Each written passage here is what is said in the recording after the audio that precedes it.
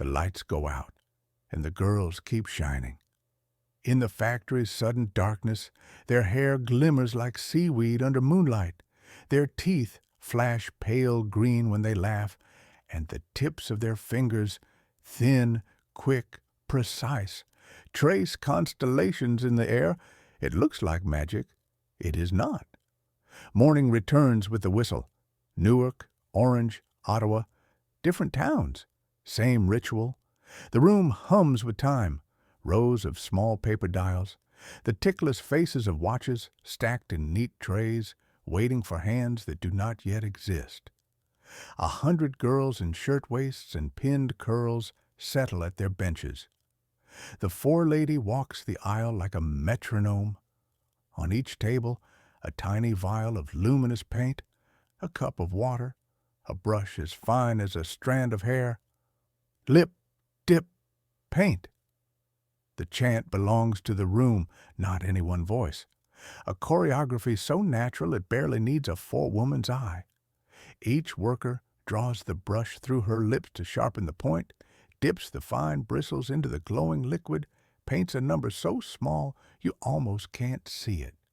12, 1, 2, 12 again. Lip, dip, paint.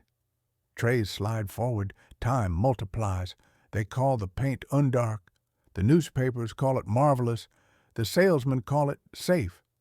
In the war, soldiers read maps by its glow. After the armistice, America wants the same wonder on its wrists. The factory keeps pace with a nation intoxicated by progress. Radium in creams, radium in tonics, radium in toothpaste promising eternal youth. The future shines. It also clicks. The girls do not hear the click, not yet. They hear music from a contraband radio one floor down. They hear the gossip of pay envelopes.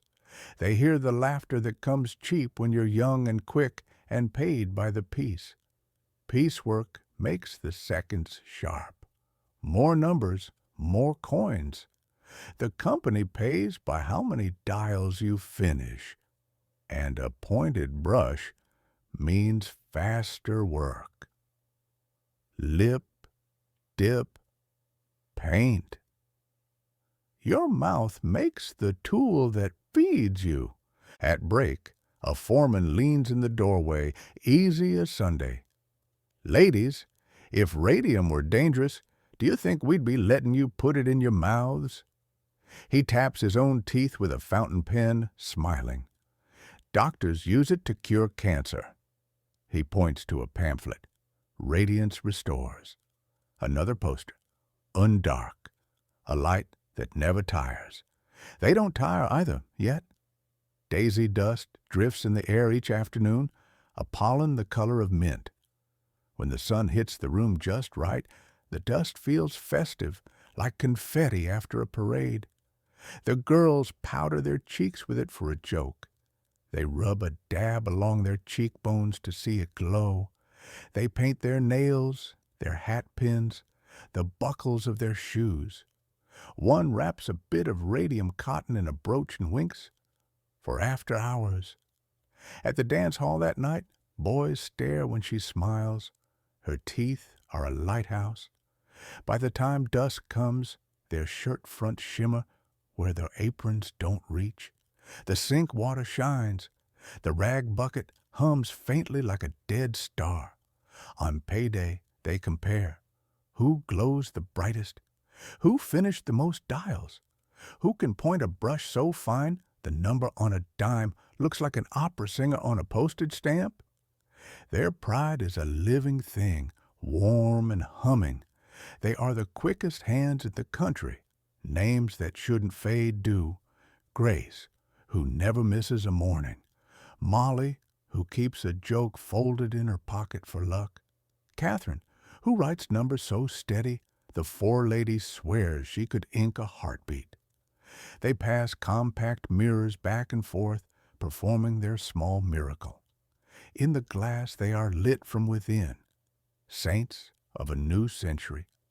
It is hard, in that light, to believe in harm. The first warning is so ordinary it goes unnoticed. a tenderness in the jaw that feels like a headache going elsewhere, a winter cold that doesn't leave, a loose tooth that worries the tongue. Somebody ties a ribbon around her wrist to remember to see the dentist, then forgets. Somebody else presses a hand to her temple and says, "It'll pass." Everything passes if you keep moving. On Fridays, a company chemist in a clean coat visits the floor, not because he must, but because it pleases him to be a visiting star in a room of revolving planets. He dips a glass rod into the paint and holds it up, theatrical. The genius of it, he explains, is self-illumination. The zinc sulfide, you see, gives you that lively green. The radium salts are simply...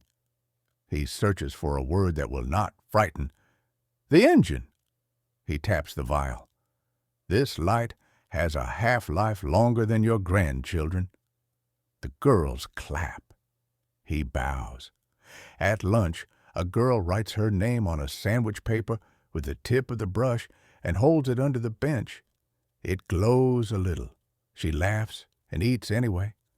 Evenings leave the town bleached and drowsy. Street lamps flicker.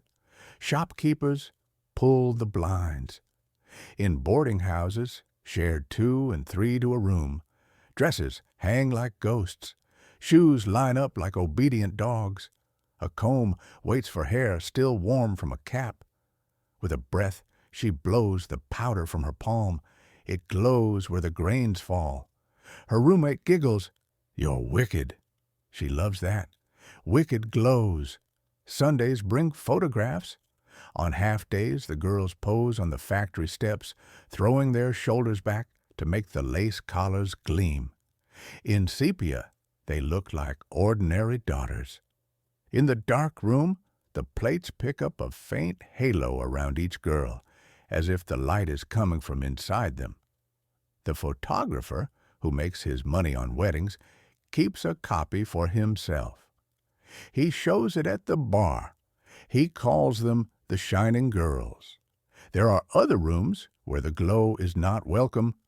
The X-ray lab on the 3rd floor complains that their plates fog even when they're kept wrapped. The forelady says it's the weather.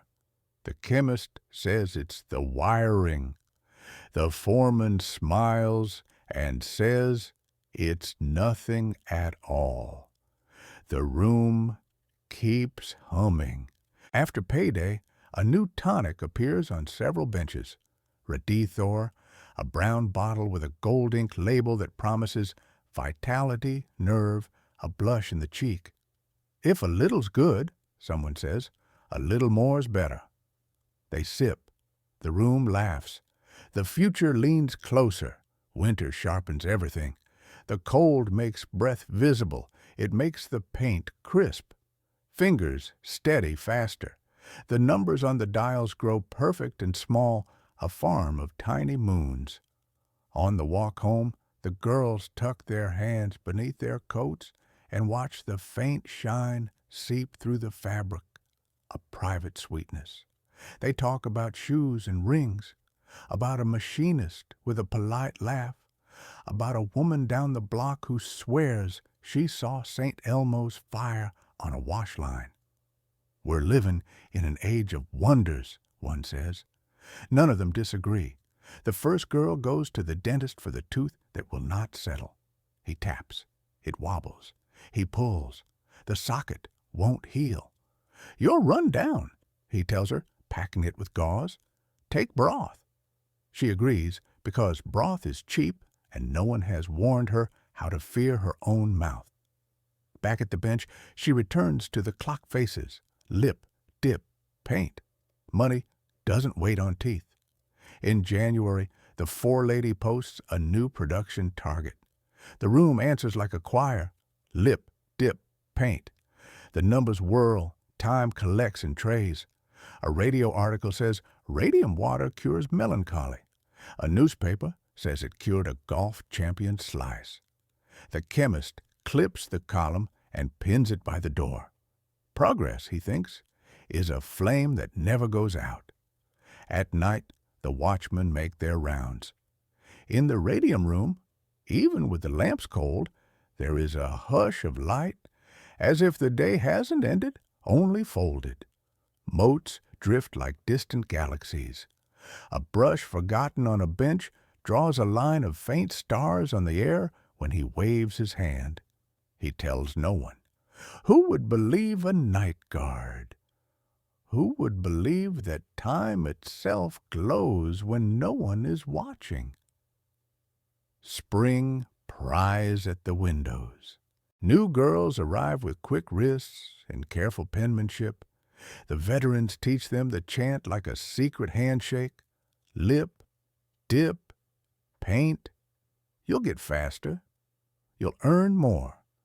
Don't worry about the taste. It's only a little. Look how pretty you are in the dark. When the second girl's tooth loosens, she jokes she's growing younger, like a shark. New teeth for old. When the third girl's gums ache, she holds a handkerchief in her cheek and blushes at the attention. When the fourth girl wakes with a jaw too stiff to yawn, she says nothing. There is rent, and there are sisters, and there is the invisible handsaw of time that carves a girl's days into pieces she can sell. Outside, on Main Street, a jeweler displays the latest wristwatches in a velvet pyramid, undarked dials, always readable. Beneath the glass, the faces gleam softly. A boy taps the window and says, "Someday." His girl smiles. She doesn't know she will wind those hours with a mouth that stings. In a world lit by miracles, warnings sound like envy. The factory doctor, who visits once a week and counts his visits twice, says the girls are too excitable, too thin, too nervous. He prescribes fresh air. The company pamphlet says, "Undark is perfectly harmless. It cannot harm those who handle it properly." On the floor, the word properly means quickly. By June, a ledger shows record output. The foreman buys a new hat. The chemist writes an article for a trade journal and signs his name twice. A salesman in Chicago orders an extra crate. The girls collect tips of gossip. A store clerk, a barn dance, a movie where a woman steps out of a painting. At the picture palace, when the lights fall, they glow so faintly the usher thinks his eyes are playing tricks. Some nights it rains, and the streets run like slate. The factory's gutters spill a water that glows for a few feet before the black takes it. A boy scoops a puddle in his palm, and it shines. He shows his mother. She slaps his hand and tells him not to be foolish. The glow drains away. There is a word none of them know yet. Osteonecrosis. Bone death. There is another word they know too well. Overtime. The two words shake hands beneath the table, unintroduced. The first funeral is small and explained away. Influenza, the minister says. There is always influenza somewhere. The factory sends flowers. The girls stand in pale dresses that catch the light. The widow notices and cannot say why it chills her. At the end of that week, a supervisor posts a note. Increased demand. Saturday shift added. The room answers the only way it knows, by brightening. Lip, dip, paint. On the warehouse floor, beneath the vats where the luminous powder is mixed, the concrete has a permanent bloom, a faint green that doesn't wash out. The janitor mops until his shoulders burn. He thinks of moss on a stone. He thinks of river water by moonlight. He thinks of nothing at all. Everything that follows is already here, if you know how to listen. In the scrape of a chair, an echo. In the smile that throws a little light under a cafe awning, a warning written in a language no one has learned. In a mouth that tastes of metal, the future. The second funeral is larger. The third begins to draw questions. A dentist sends a letter he wishes he didn't have to write.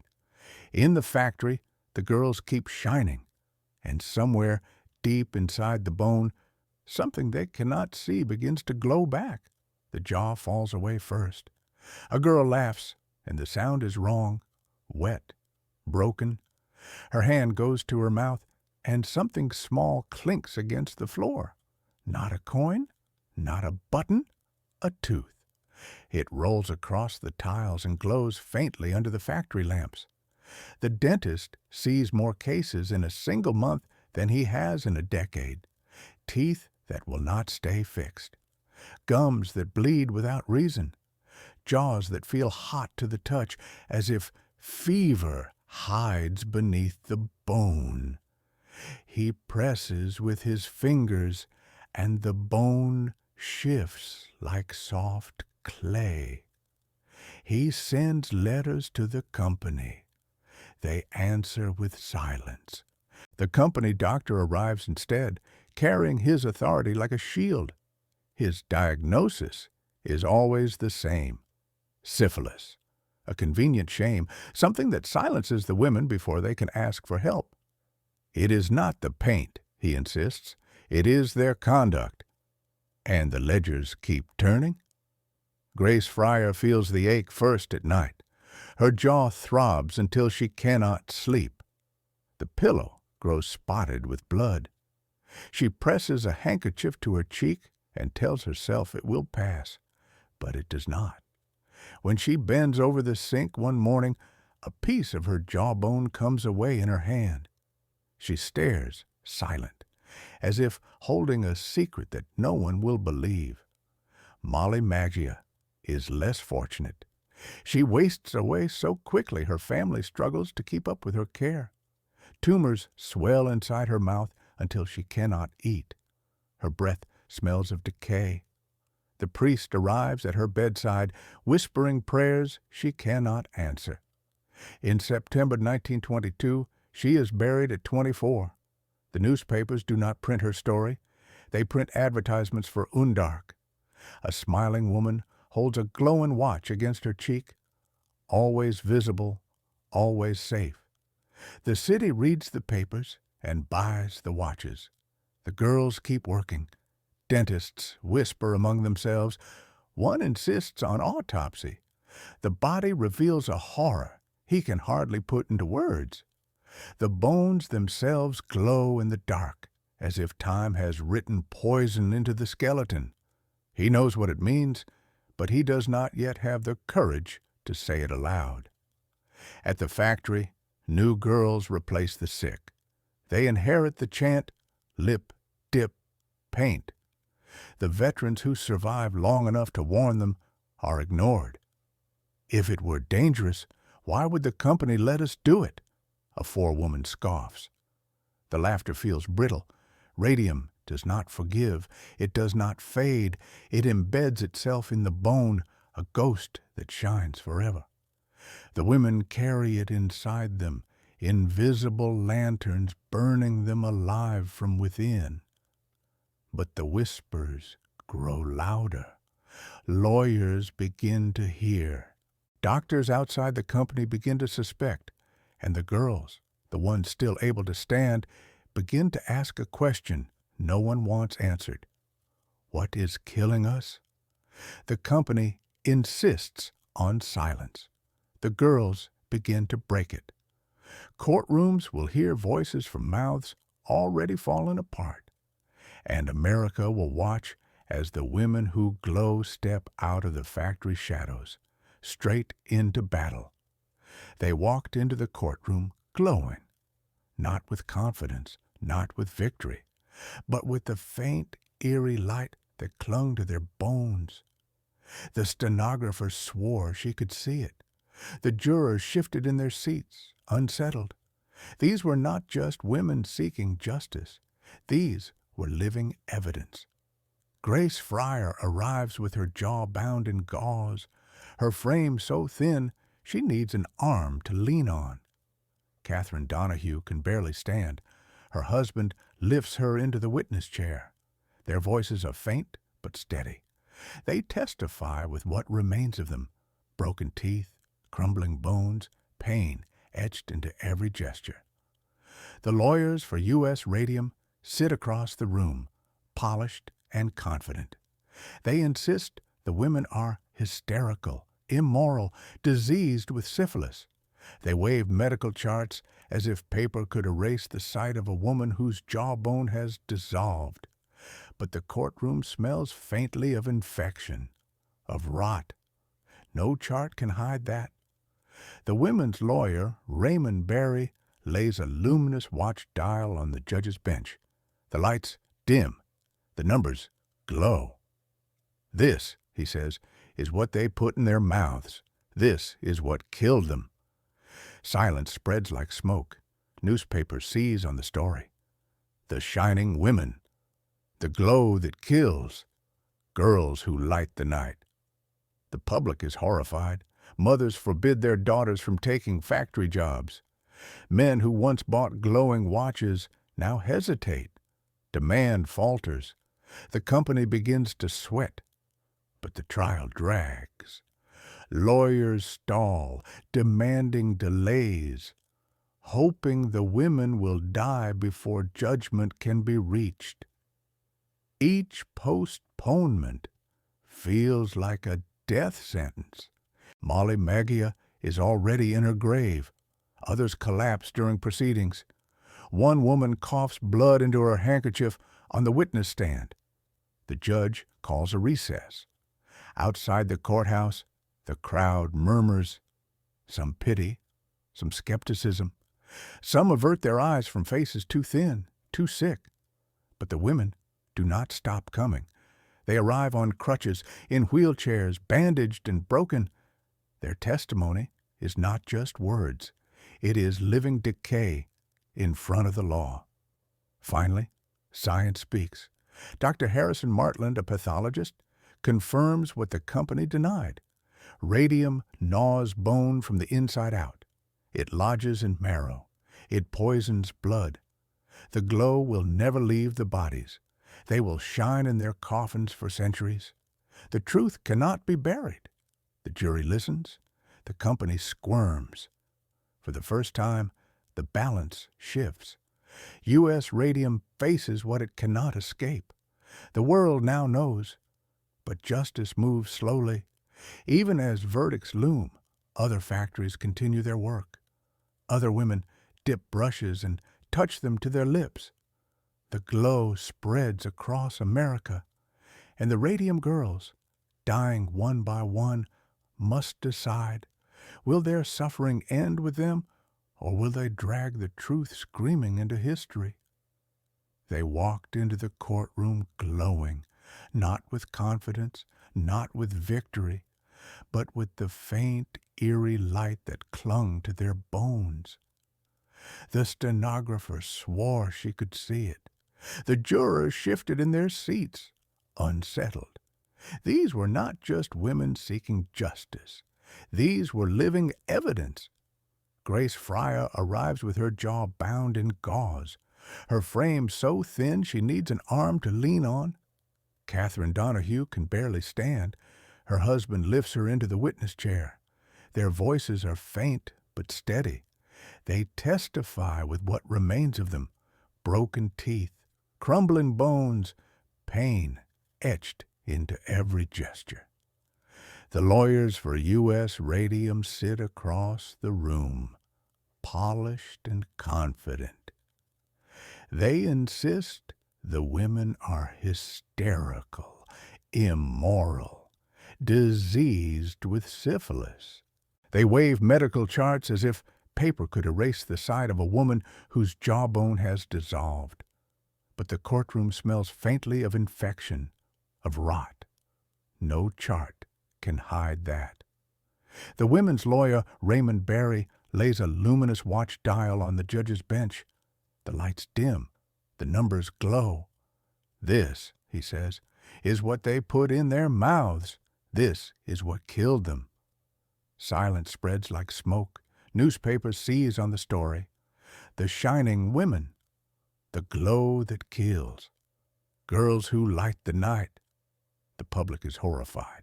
Mothers forbid their daughters from taking factory jobs. Men who once bought glowing watches now hesitate. Demand falters. The company begins to sweat. But the trial drags. Lawyers stall, demanding delays, hoping the women will die before judgment can be reached. Each postponement feels like a death sentence. Molly Magia is already in her grave. Others collapse during proceedings. One woman coughs blood into her handkerchief on the witness stand.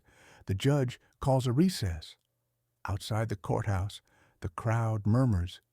Some pity, some skepticism. Some avert their eyes from faces too thin, too sick. But the women do not stop coming. They arrive on crutches, in wheelchairs, bandaged and broken. Their testimony is not just words. It is living decay in front of the law. Finally, science speaks. Dr. Harrison Martland, a pathologist, confirms what the company denied. Radium gnaws bone from the inside out. It lodges in marrow. It poisons blood. The glow will never leave the bodies. They will shine in their coffins for centuries.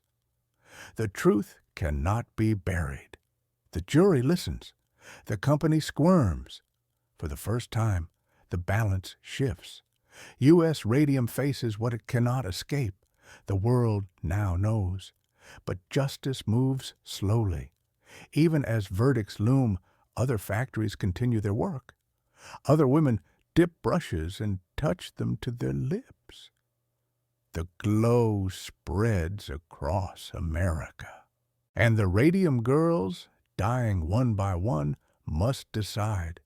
Will their suffering end with them, or will they drag the truth screaming into history?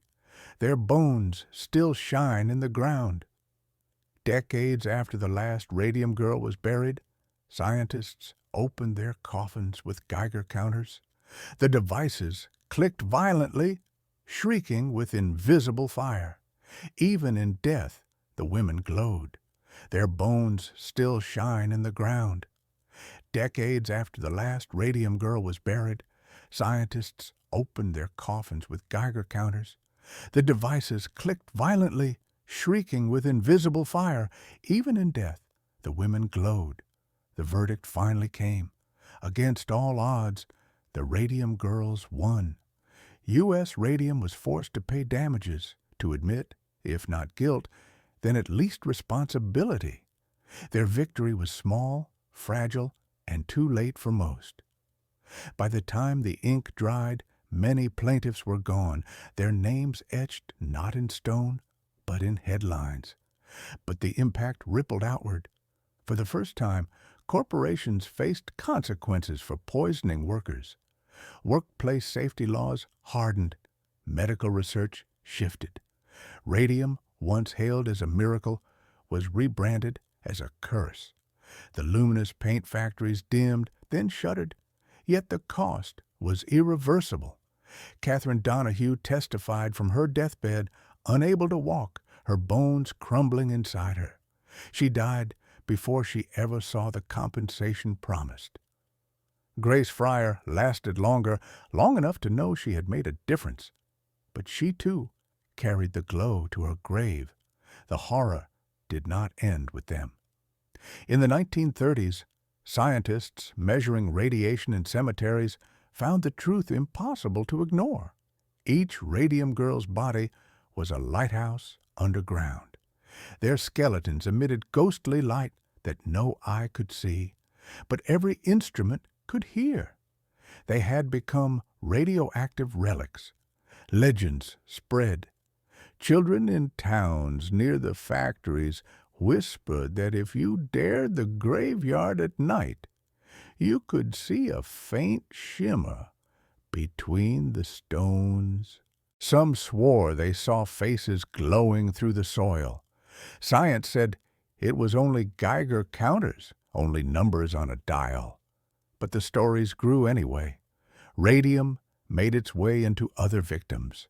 Consumers who drank tonics, brushed with radium paste, dabbed creams on their cheeks. One millionaire drank bottles of Radithor daily, swearing it gave him vigor. He died with holes in his skull, his bones eaten from the inside. His coffin clicked too.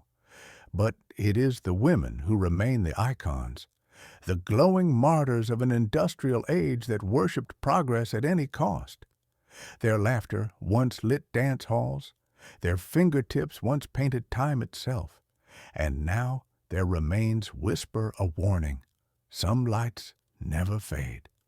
Today, the watches they painted are locked away in museums, still luminous, still dangerous to touch.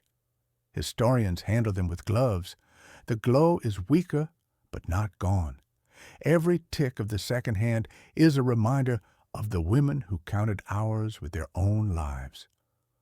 The Radium Girls believed they were painting the future. Instead, they painted their own graves, and in doing so, they forced the world to see what industry hides in its shadows.